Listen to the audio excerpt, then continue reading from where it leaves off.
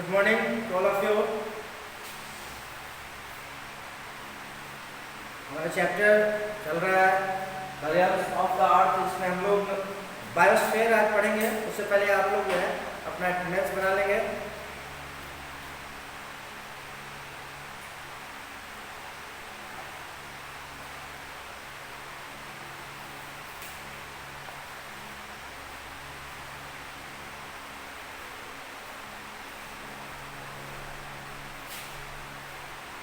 चलिए हम शुरू करते हैं। बायोस्फीयर, बायो मीन्स होता है लाइफ, है ना। और बायोस्फीयर यानी कि जो है लाइफ यहाँ पे एग्जिस्ट करता है। This is the most important domain as it contains life. ठीक है। This narrow zone where land water and air comes into contact. Land air water contact में आते हैं और यह एक नैरो जोन है ना। With each other is called biosphere. It is the presence of the earth which makes our earth a unique planet. और यही हमारे अर्थ को यूनिक प्लैनेट बनाता है। ठीक है।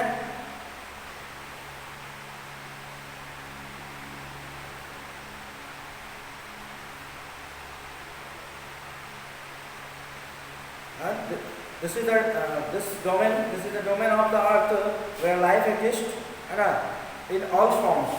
ठीक है।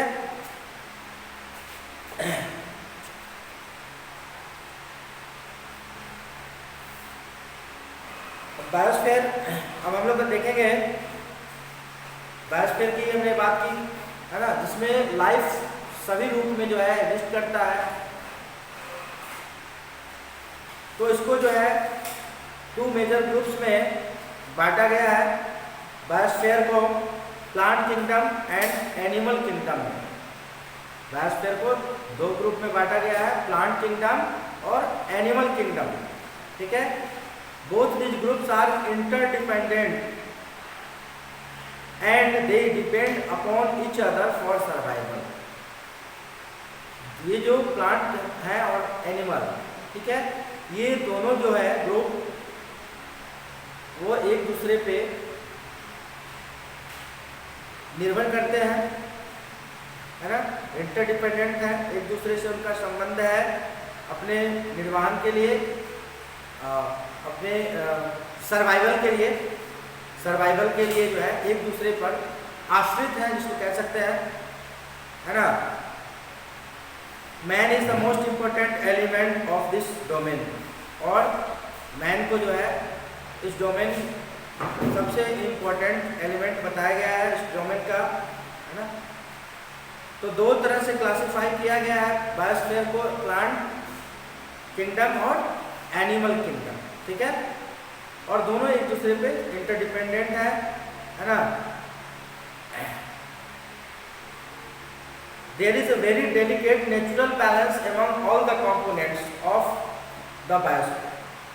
अब बायोस्फीयर में प्लांट है, एनिमल है एंड लिविंग थिंग्स जो है वो सरवाइव कर रहा है ना, वो जो है बैलेंस बनाते हैं, नेचुरल बैलेंस बनाते हैं। The living organism in this area range from tiny bacteria to huge whales. और इस बायोस्फीयर में, है ना, छोटे से एक कीड़े से लेके, बैक्टीरिया से लेके और बड़े सबसे बड़ा व्हेल होता है, वो सभी जो है यहाँ पे सरवाइव करते हैं, है ना। एक बड़ा रेंज है लिविंग ऑर्गेनिज्म का यहाँ पे। Etch living organism has its own habitat. और हर लिविंग ऑर्गेनिज्म का अपना निवास है ना, इन विच इट कैन सर्वाइव, जहाँ पे ये जीते हैं। अब बहुत सारे लिविंग ऑर्गेनिज्म हैं, ठीक है, बैक्टीरिया से लेके बहुत छोटे बैक्टीरिया जिसको हम लोग ऐसे नहीं देख सकते हैं, माइक्रोस्कोपिक ऑर्गेनिज्म है ये। और व्हेल तक, यानी सबसे बड़ा जो लिविंग ऑर्गेनिज्म है। कितने सारे लिविंग ऑर्गेनिज्म की स्पेसीज हैं, प्रजातियां हैं, बहुत सारी, है ना, जिसको हम लोग काउंट ऐसे नहीं कर सकते हैं। बहुत सारी प्रजातियां हैं, उसको जो है अलग अलग क्लासेस में रखा गया है। तो ये इनका जो है हैबिटेट, निवास स्थान भी अलग अलग होता है ना। To provide different habitats to different organism, the biosphere is made up of distinct zones. और डिफरेंट टाइप के ऑर्गेनिज्म है ना। तो जोन भी जो है बायोस्फीयर का वो डिस्टिंक्ट है, विभिन्न प्रकार का है। Each with its own climate, अलग अलग क्लाइमेट के साथ। Plant and animal life these are called ecosystem. और ये मिलके क्या बनाते हैं, इकोसिस्टम का निर्माण करते हैं। ठीक है।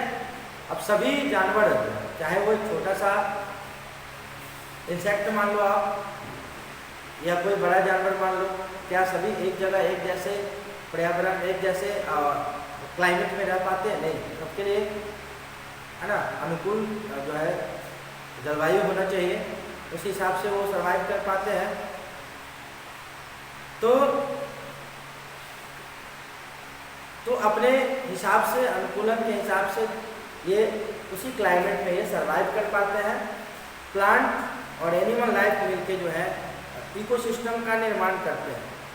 ठीक है।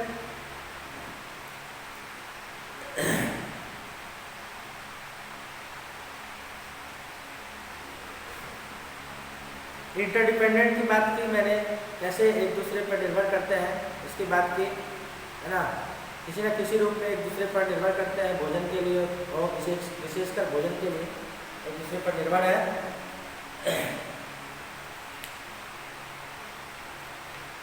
फूड चेन के माध्यम से आपने पढ़ा होगा, जाना होगा कि कैसे फूड चेन है। जैसे प्लांट है उसको प्रोड्यूसर कहा जाता है, उत्पादक होते हैं। कैसे हर्बीवोर्स या हर्बीवोरस जो एनिमल है उसको कैसे खा जाते हैं।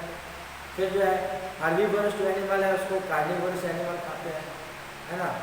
और इस तरह से जो है कार्निवोरस एनिमल खाते हैं, और इस तरह से जो है फूड चेन जो है बनता है, खाद्य श्रृंखला बनती है। और इस तरह से जो है हमारा सिस्टम जो है बैलेंस रहता है। हमारा एटमॉस्फेयर जो है वो बैलेंस रहता है, संतुलित रहता है पर्यावरण।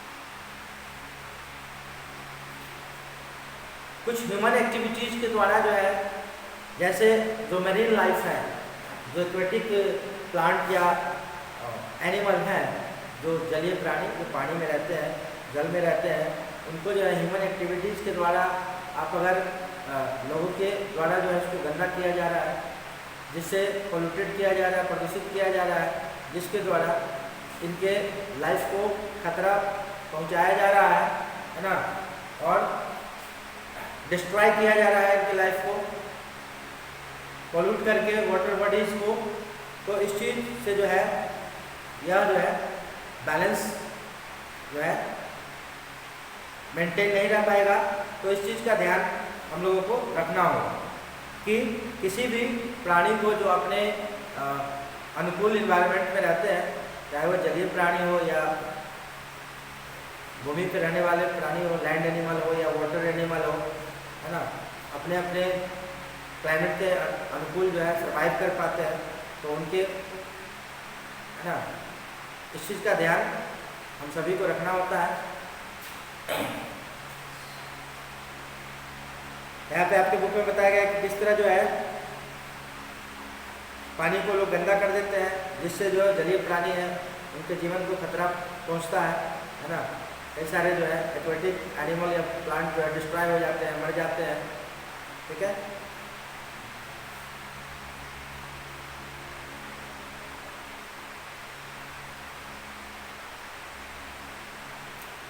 अब हम लोग बात करेंगे कुछ एनिमल्स की जिनको एक्सटिंक्ट कहा जाता है या एंडेंजर्ड कहा जाता है एक्सटिंक्ट और इंडेंजर्ड अलग अलग है, वर्ड यूज किया गया है, मैंने आपको थोड़ा बताया भी था इसके बारे में। Many species of animals and plants have already become extinct, बहुत सी ऐसी प्रजातियां हैं, स्पीसीज है प्लांट्स और एनिमल की जो एक्सटिंक्ट यानी समाप्त हो चुकी है ना, समाप्त हो चुकी है, उनका अस्तित्व समाप्त हो चुका है। मेनी मोर आर इंडेंजर्ड, और कुछ ऐसे हैं जो समाप्ति की कगार पर हैं, उनको इंडेंजर्ड कहा जाता है, और जो समाप्त हो चुके हैं उनको एक्सटिंक्ट कहा जाता है। ठीक है, many more are endangered if we are not careful. One day the natural balance, अभी नेचुरल बैलेंस की बात की मैंने, नेचुरल बैलेंस अगर इन सभी चीज़ों को ध्यान में रखना होगा, नेचुरल बैलेंस को मेंटेन रखने के लिए, है ना, कि किसी प्राणी को आघात ना पहुंचाए, है ना। तो ये जो एक्सटिंक्ट और एंडेंजर्ड, कुछ एनिमल जो एंडेंजर्ड हैं, एक्सटिंक्ट जो समाप्त हो चुके हैं, उसकी बात अगर हम छोड़ दें, एंडेंजर्ड जो है जिनकी संख्या बहुत कम हो चुकी है, बहुत कम संख्या में बचे हैं, तो वो जो बचे हैं उनको सुरक्षित करना, संरक्षित करना हमारा कर्तव्य है, तभी बैलेंस जो है हमारा बना रहेगा, नेचुरल बैलेंस। अदरवाइज जो है will break and there may be no life left on earth, और पृथ्वी पर से जो है लाइफ समाप्त हो जाएगा, जीवन समाप्त हो जाएगा। ठीक है, it will lose its uniqueness, जो अर्थ को यूनिक प्लैनेट कहा गया है, वह यूनिकनेस जो है वो समाप्त हो जाएगा, and become one among other lifeless planets of the solar system. Lifeless planets हैं, अर्थ के को छोड़ के बाकी सभी जो है लाइफलेस प्लैनेट्स हैं, सिर्फ अर्थ है जहाँ पे लाइफ है ना, जीवन है, इसलिए इसको यूनिक प्लैनेट भी कहा जाता है। और अगर इकोसिस्टम हमारा जो है बैलेंस नहीं रहा, हमारा नेचर बैलेंस नहीं रहा, है ना, तो यह जो यूनिक प्लैनेट है वो यूनिक नहीं रह जाएगा। ठीक है, और प्लैनेट की तरह यह भी लाइफलेस हो जाएगा।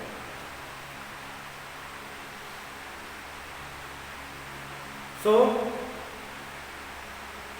we must learn to protect nature and maintain its balance. Using our natural resources efficiently ensures that we preserve our environment for the future generation. तो हमें अपने नेचर को बैलेंस, नेचर का जो बैलेंस है उसको मेंटेन रखना होगा। कैसे मेंटेन रख पाएंगे? अभी मैंने आपको बताया, फूड चेन के बारे में बताया कि कैसे जो है प्लांट्स जो है प्रोड्यूसर कहलाते हैं, और जो है हर्बीवोरस एनिमल्स और ह्यूमन बींग्स जो है उस पर डिपेंड करते हैं, उस पर आश्रित है भोजन के लिए। हर्बीवोरस पे कार्निवोरस जो है आश्रित है, और इस तरह से फूड चेन चलता है, और इससे नेचर जो है हमारा बैलेंस है, और यह बैलेंस बना रहता है ना। फूड चेन जो है नेचर को बैलेंस रखने के लिए जरूरी है। ठीक है, किसी की भी संख्या ज़्यादा हो जाएगी तो बैलेंस नहीं रह पाएगा, है ना, या किसी की संख्या बहुत कम हो जाएगी तो भी बैलेंस नहीं रहेगा, इसको ध्यान रखना है।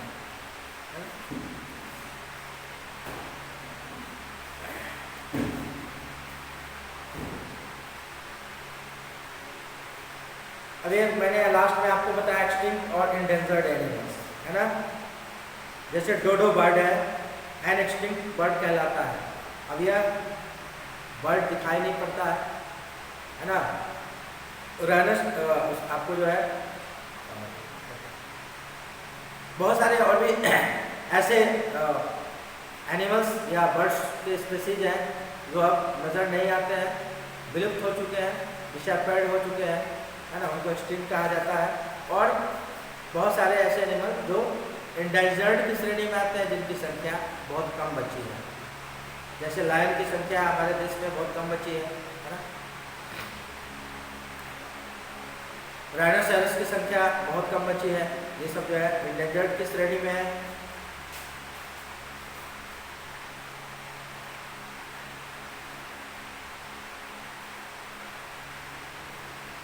एक्सटिंक्ट एनिमल में आप डायनासोर का एग्जाम्पल दे सकते हैं, जिसका अस्तित्व समाप्त हो चुका सालों पहले, तो ये सब एक्सटिंक्ट एनिमल में आते हैं।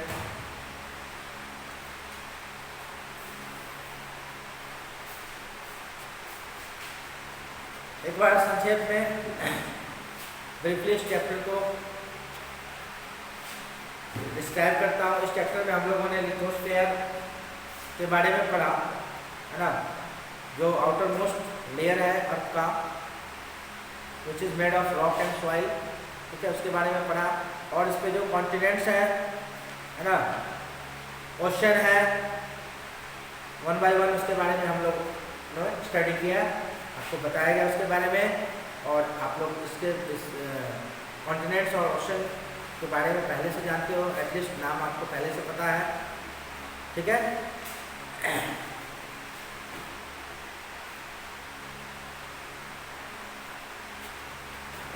लेयर ऑफ द एटमॉस्फेयर के बारे में आपको बताया गया है ना, डिफरेंट लेयर ऑफ एटमॉस्फेयर, जिसमें आपको ट्रोपोस्फेयर से लेके और एक्सोस्फेयर तक बताए गए। एयर टेम्परेचर, एटमॉस्फेरिक प्रेशर के बारे में बताया गया आपको, है ना, इस चैप्टर में हमने पढ़ा। उसके बाद वाटर वेपर जो प्रेजेंट है सेवरल गैसेज के साथ हवा में मिले हुए हैं, इसकी चर्चा हुई। और आज हम लोगों ने हैबिटेट, इकोसिस्टम के बारे में पढ़ा और एक्सटिंक्ट एंड एंडेंजर्ड एनिमल्स के बारे में भी पढ़ा, ठीक है।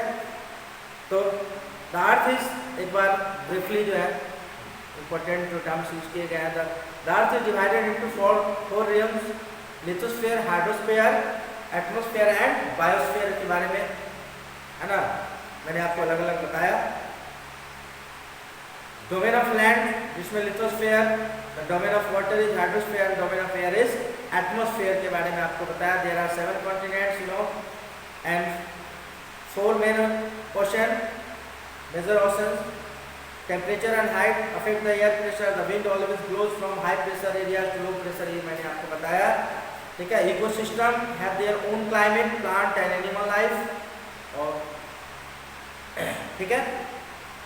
अब हम लोग जो है इसमें जो ऑब्जेक्टिव क्वेश्चन है, मल्टीपल चॉइस क्वेश्चंस है, इसके बाद ट्रू फॉल्स है आपका, फिर है identify the domains of the following and place a tick in the right column. ये सारी चीज़ें हैं ऑब्जेक्टिव में। वेरी शॉर्ट आंसर में है the largest continent, the smallest continent, 12 question है, 12 क्वेश्चन है। ये सब हम लोग नेक्स्ट क्लास में देखेंगे, ठीक है। तो आज क्लास को यहीं पे समाप्त करते हैं। Thank you.